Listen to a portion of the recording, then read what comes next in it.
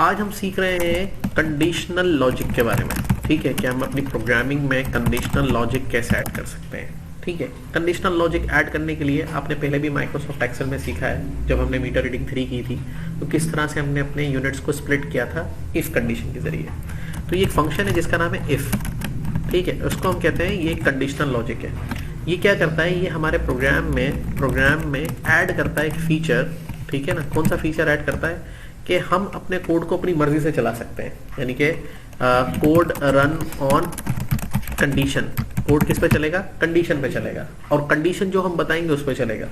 जैसे मिसाल के तौर पे भी हम एक कोड लिखते हैं प्रिंट एफ, तो प्रिंट एफ लिखने में क्या होगा, मैंने यहाँ पे लिखा इंटर, और तो ये कोड हर सूरत हाल में चलेगा, हर सूरत हाल में ही कोड चलेगा। जितनी बार प्रोग्राम चलेगा उतनी बार ये कोड परफॉर्म होगा। लेकिन हम इफ की कंडीशन से इसको कंट्रोल कर सकते हैं। जैसे हम कहते हैं इफ, हम बताएंगे उसके अंदर कंडीशन, अगर ये कंडीशन हो तो इसकी बॉडी में हमने ये कोड लिखा तो ये कोड चलेगा, अदरवाइज ये कोड नहीं चलेगा। हमने लिखा इफ कंडीशन ट्रू, ठीक है, तो ये कोड चले, अदरवाइज ये कोड नहीं चलेगा। सही है। अच्छा, अब कंडीशन चेक करने के लिए हमारे पास कुछ और किस्म के ऑपरेटर होते हैं जिन्हें हम कहते हैं लॉजिकल ऑपरेटर्स। लॉजिकल ऑपरेटर्स भी कहते हैं और कंपैरिजन ऑपरेटर भी कहते हैं। ठीक है बल्कि हम एक दफा देख लें जरा इसके अंदर जाके।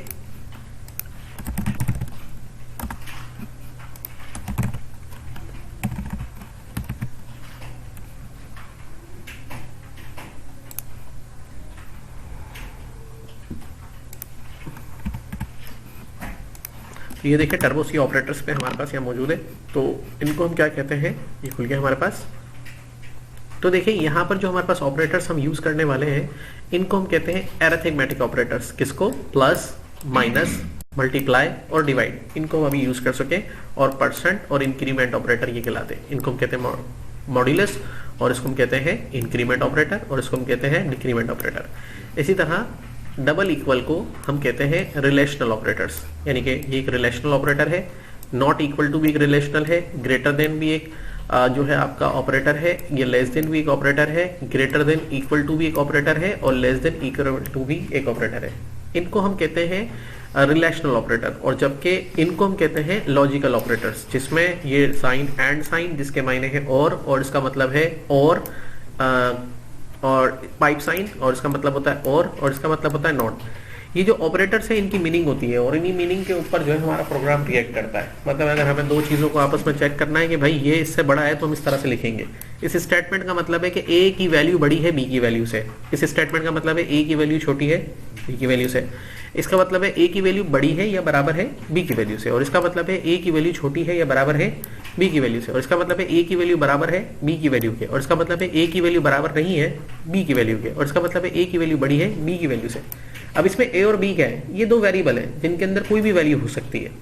जैसे मिसाल के तौर पे हम वेरिएबल का मतलब क्या होता है, डेटा को स्टोर करना, और जो डेटा उसके अंदर स्टोर होता है उनको इन ऑपरेटर के जरिए चेक करते हैं। अगर चेक करने पे जो बात हम लिख रहे हैं, हम क्या लिख रहे हैं, ए की वैल्यू बड़ी है बी से, अगर ऐसा है तो ये कंडीशन हो गई ट्रू, और अगर ऐसा नहीं है तो ये कंडीशन हो गई फॉल्स। तो ट्रू होने पर कुछ और काम ले सकते हैं और फॉल्स होने पर कुछ और काम ले सकते हैं। जैसे हमारा इलेक्ट्रिसिटी का बटन काम करता है, नीचे करेंगे तो ऑन है, ऊपर करेंगे तो ऑफ है। हालांकि इलेक्ट्रिसिटी इस बोर्ड के अंदर आ रही है, लेकिन जब ऑन करते हैं तो पंखा चलने लग जाता है, और जब ऑफ करते हैं तो पंखा ऑफ हो जाता है। तो ये काम करता है कट ऑफ का, मतलब ऑन होने पे कुछ और काम करता है, ऑफ होने पे काम कुछ और करता है। हालांकि बटन तो बटन है। ओके, तो अब हम अपने जो प्रोग्राम के अंदर ग्रेडिंग फीचर ऐड करना चाह रहे हैं, तो उसमें हमें इफ की कंडीशन हेल्प करेगी, क्योंकि ग्रेड एक आएगा, ग्रेड, और वो चेक होगा परसेंटेज के ऊपर। जैसी परसेंटेज आएगी वैसा ग्रेड आएगा। तो वहां पर हमें इफ की कंडीशन का इस्तेमाल करना पड़ेगा। तो अब यहाँ पे चलते हैं, आगे आ जाते हैं। यहाँ पे तो हमें पहले ग्रेडिंग सिस्टम बनाना होगा, जैसे हमने एक्सेल में बनाया था ग्रेडिंग सिस्टम, ऐसे इसमें भी ग्रेडिंग सिस्टम बनाना होगा। कि भाई हम कैसे ग्रेडिंग सिस्टम बनाएंगे, हम उसको ऐसे बनाते हैं, बल्कि उसी में प्रोग्राम करते हैं और फिर समझ जाते हैं उसको। तो यहाँ से हम चलते हैं, प्रोग्राम खोलते हैं अपना जो टर्बो सी का कंपाइलर था, और उसमें जाके फाइल में जाके ओपन करते हैं अपने प्रोग्राम को जो हमने लास्ट टाइम बनाया था SS05 के नाम से। और ये प्रोग्राम अभी हम चला के देखते हैं क्या काम कर रहा है। अभी ये प्रोग्राम हमसे हमारे मार्क्स इनपुट ले रहा है सब्जेक्ट के, और वो जो इनपुट दे रहे हैं हम सब्जेक्ट के मार्क्स, वो ले जाके सेट कर रहा है इनके वेरिएबल्स के अंदर। और वेरिएबल्स के अंदर जाने के बाद एक प्रोसेस है जिसमें टोटल और हमें परसेंटेज अकॉर्डिंग टू जैसे हमने इसको बताया है वैसे निकाल के दे रहा है। अब हमारे लिए इंपॉर्टेंट बात है परसेंटेज, क्योंकि ग्रेड कैलकुलेट होता है परसेंटेज पे और परसेंटेज कैलकुलेट होती है टोटल मार्क्स पे और टोटल मार्क्स कैलकुलेट होते हैं जो भी सब्जेक्ट के मार्क्स होते हैं उसके ऊपर। तो अब यहाँ पे क्या करेंगे, हमारे लिए इंपॉर्टेंट वेरिएबल रहेगा यहाँ पे PER वाला। कौन सा वाला? ये वाला वेरिएबल, क्योंकि परसेंटेज किसके अंदर स्टोर कराई है हमने? PER के अंदर। ये देखिए नीचे प्रोसेस में सारी परसेंटेज किसके अंदर स्टोर हो रही है? तो हम PER वाले वेरिएबल को ही चेक करेंगे अपने आउटपुट के लिए। तो हम अपना आउटपुट कहाँ बना रहे हैं? हम अपना आउटपुट यहाँ बना रहे हैं। तो हम सबसे पहले कोड कैसे लिखेंगे? फंक्शन, इसका फंक्शन लिखने का तरीका ये है कि आप इफ लिखेंगे, दो ब्रैकेट्स बनाएंगे, ये इसके अंदर इसकी कंडीशन बताएंगे और ये इसकी आ गई बॉडी। ठीक है, जो कोड आप परफॉर्म कराना चाहते हैं वो लिखेंगे बॉडी के अंदर और जो कंडीशन आप चेक कराना चाहते हैं वो आप लिखेंगे राउंड ब्रैकेट्स के अंदर। इन राउंड ब्रैकेट्स के अंदर अपनी कंडीशन बताएंगे और जो कोड परफॉर्म कराना है उस कंडीशन के बिहाफ पर वो आप उसकी बॉडी में बताएंगे। तो हम क्या कहना चाह रहे हैं? हम कह रहे हैं कि PER वेरिएबल को चेक करो। तो कह रहा है क्या चेक करूं? कि अगर उसकी वैल्यू ग्रेटर है, इक्वल है किसके? तो हमने कहा किसके? उसने कहा, हमने कहा 90 के। मतलब अगर PER वेरिएबल में जो वैल्यू है वो 90 के बराबर है या 90 से नहीं, 90 के बराबर है या 90 से ज्यादा है, ग्रेटर देन है ना। दोनों सूरतों में जो ब्रैकेट में मैं कोड लिख रहा हूँ वो परफॉर्म करो। तो भाई मैं क्या कर रहा हूँ, कोड लिख रहा हूँ यहाँ पे printf और ये कोड परफॉर्म करना है। उसमें लिख दो आप, क्या लिखोगे? न्यू लाइन 2 दफा ले लेता हूँ यहाँ पे और उसमें जाके लिखवा दिया हमने ग्रेड और A और 1 ये लिख दिया हमने। ठीक है, अब ये कोड तो उस वक्त परफॉर्म होगा जब PER वेरिएबल के अंदर 90 या 90 से अबव वैल्यू आएगी। अगर उससे कम आई तो क्या होगा? कोड परफॉर्म होगा या नहीं होगा? नहीं होगा। सही, चेक कर लेते हैं। तो अभी मैं सबकी वैल्यू पहले 90 से अबव डालता हूं, वो गलत हो गई पहले ही। ठीक है, तो रन किया प्रोग्राम को।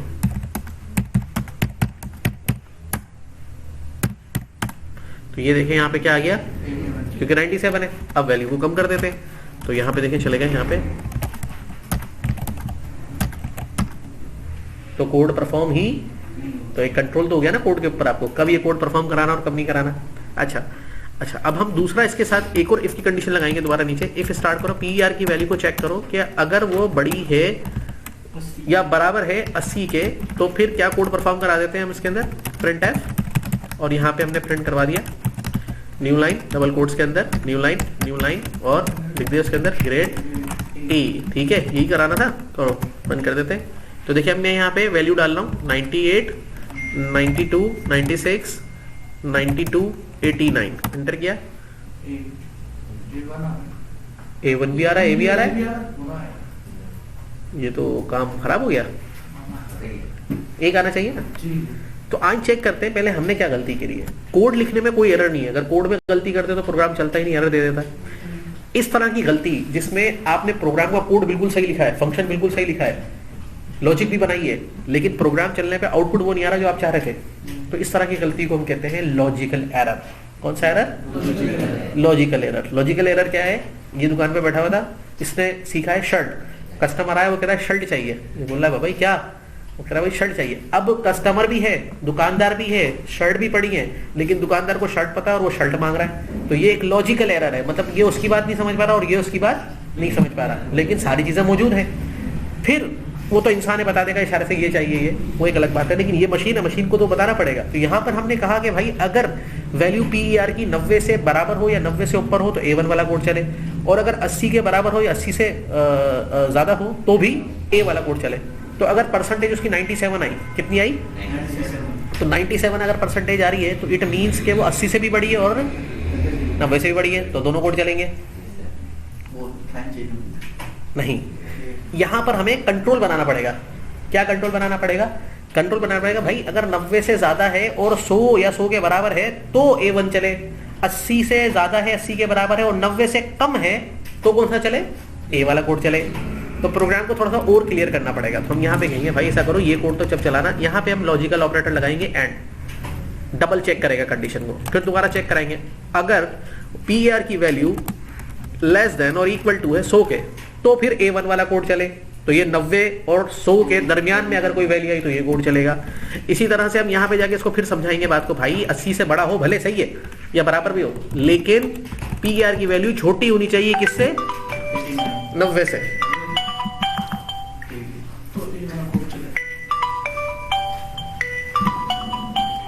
ठीक है, तो कौन सा कोड चलेगा?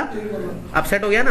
80 या 80 से बड़ा होगा, ठीक है, 80, 81, 82, 83, 84, 85, 86, 87, 88, 89 तक तो ए चलेगा। जैसे ही 90 होंगे तो A1 पे चला जाएगा। यहाँ लेस देन लगा दिया, सही, समझ में आ रही बात ये। अब हम यहाँ पे दोबारा से कोड करते हैं और इसी कोड को बस अब जरूरत ही नहीं है, कॉपी करें यहाँ से, ठीक है। अब हम समझ में आ गए पूरी लॉजिक, तो यहाँ प्रेस करेंगे और हम कहेंगे भाई चेक करो कि अगर यहाँ से 70 है और 80 से कम है तो कौन सा वाला कोड चलेगा, ठीक है। फिर इसी को प्रेस कर लेते हैं, फिर यहाँ चेक करो अगर वो 60 है और 80 से कम है तो कौन सा कोड चलेगा यहाँ पे, सी। और अगर वो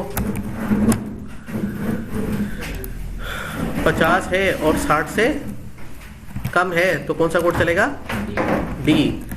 और अगर वो 40 से ज्यादा है और 50 से कम है तो कौन सा चलेगा, ई, ठीक है। अब अगर वो क्या था, 30 से ज्यादा है और 40 से कम है तो क्या चलेगा, एफ, ठीक है। अब आखिर में उसको कराना है फेल, क्या अगर 30 से भी कम है तो उसको करना है क्या, तो उसमें हम थोड़ा सा कोड को चेंज कर देंगे। क्या कर देंगे, इफ पी आर की वैल्यू लेस देन है किससे, अगर 30 आ गई तो एफ ग्रेड में पास होगा, और अगर 30 से कम हुई तो क्या होगा, तो फिर डायरेक्टली हम इसकी बॉडी में बनाएंगे यहाँ पे और लिख देंगे प्रिंट एफ।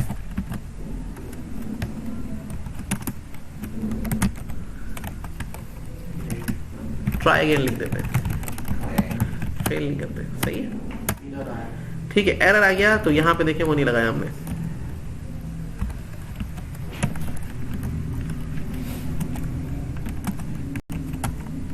ओके। अब प्रोग्राम को क्या करेंगे, रन। अब इन सब में से एक कोड रन होगा, ठीक है। तो चलें 33, 35, 38, 39, 42, क्या ग्रेड आ रहा है, 30 से ऊपर है, 40 से कम है, सही है।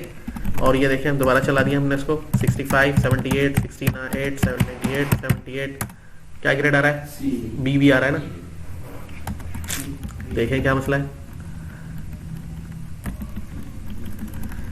ये देखिए यहाँ पे गलती कर गए आप, सही है। 78, 65, 69, 67, 56, सही हो गया। तो इस तरह हमारी एक एप्लीकेशन कंप्लीट हो गई। इस पूरी एप्लीकेशन के डेवलपमेंट में हमने क्या क्या कोड सीखा, हमने इसके अंदर सीखा कि किस तरह एक स्टेटमेंट लिखते हैं, फिर हमने सीखा कैसे इंटीजर वेरिएबल डिक्लेयर करते हैं, फिर हमने सीखा कि किस तरह से हम एक लॉन्ग इंटीजर वेरिएबल डिक्लेयर करते हैं, फिर हमने देखा कि किस तरह से हमने एक वेरिएबल्स के अंदर वैल्यूज को इनिशियलाइज करते हैं, फिर हमने देखा कि किस तरह हम इंटीजर वेरिएबल के अंदर इनपुट लेते हैं और वेरिएबल के अंदर सेट करते हैं, फिर हमने देखा स्क्रीन क्लियर करके एक प्रोसेस कैसे बनाते हैं, वेरिएबल को आपस में कैसे प्लस कैसे करते हैं, मल्टीप्लाई कैसे करते हैं, डिवाइड कैसे करते हैं और उनको वैल्यूज वेरिएबल के अंदर कैसे स्टोर कराते हैं, फिर हमने उनका आउटपुट बनाना सीखा, किस तरह इंटीजर वेरिएबल की वैल्यूज का आउटपुट लेते हैं, किस तरह से फिर हम चेक करते हैं कंडीशंस को, मतलब परसेंटेज को कैसे चेक करते हैं और उसके हिसाब से कैसे अपनी मर्जी के स्टेटमेंट्स को रन करवाते हैं, जिसमें हमने इस कंडीशनल लॉजिक सीखी। ये सारी चीजें वही हैं जो आपने एक्सेल में सीखी थी, लेकिन ये आप सॉफ्टवेयर बनाना सीख रहे हैं, उसमें वो बने बनाए कोड से आप कर रहे थे काम। हाँ ठीक है, तो ये हमारा हो गया कोड। कदे सीखंदे